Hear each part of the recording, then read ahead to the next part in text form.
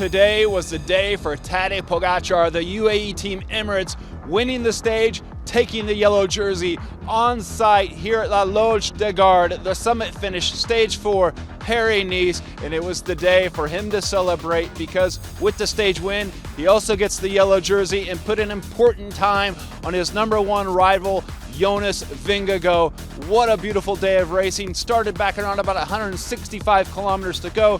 7 men went free. In that group was the Danish rider and the polka dot jersey wearer from Team Uno X, Jonas Vingegaard. And also in the group, Canadian Hugo Hull and US rider Larry Warbasse. And that group of 7 worked well today in a day that was marked by clouds, strong winds, and at time rain as well. UAE Team Emirates came to the front with around 50 kilometers to go, 35 kilometers to go. Around about 3 climbs out, you could tell they wanted to do something for Tadej Pogacar. Yesterday lost a bit of time in the team time trial to Jonas Vingegaard, and they did because they started ramping it up with 1 climb to go on that penultimate climb at 15 kilometers out.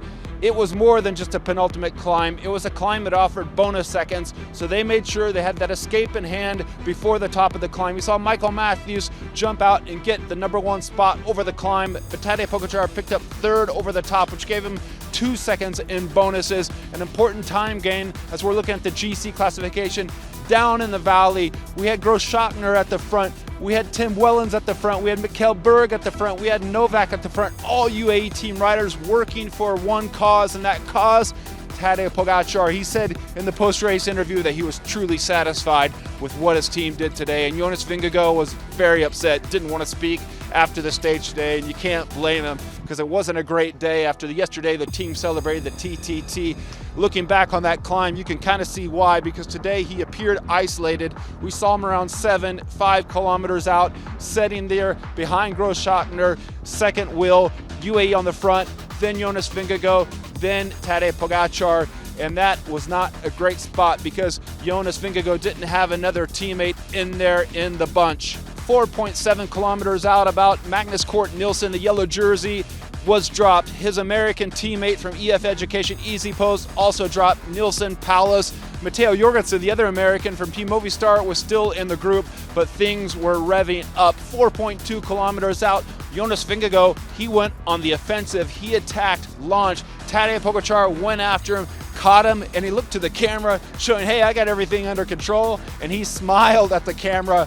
And so Tadej, we knew he was on great form today. David Gaudu, Groupama FDJ, the Frenchman, launched. It appeared that he would get the stage, in fact, but Pogacar at one point just rocketed out to bridge up to Gaudu, and then we saw here 150 meters to the line. It was time for Tadej Pogacar, and he launched to the line. Stage win and yellow jersey up there on the podium. We saw him celebrating with that yellow jersey on. Looked so good, and if we're looking at the stage results, the riders were just spread out on the road. Gaudu there at 1 second, Gino Madar 34 seconds, and then we had to go back to 43 seconds with Jonas Vingegaard in 6th place, 10th place on the day, Matteo Jorgenson at 51 seconds. With the 10 seconds in bonus at the finish line and the 2 that he gained earlier, Tadej Pogacar now leads by 10 seconds over Gaudu.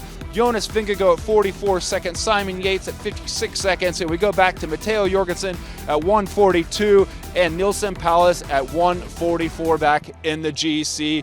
And today that GC was dominated by the Slovenian rider who's won the 2020 Tour de France, 2021 as well, second in last year's Tour de France, and today here in his first ever participation at Paris-Nice, he put on a show and we all loved it, the Tadej Pogacar show.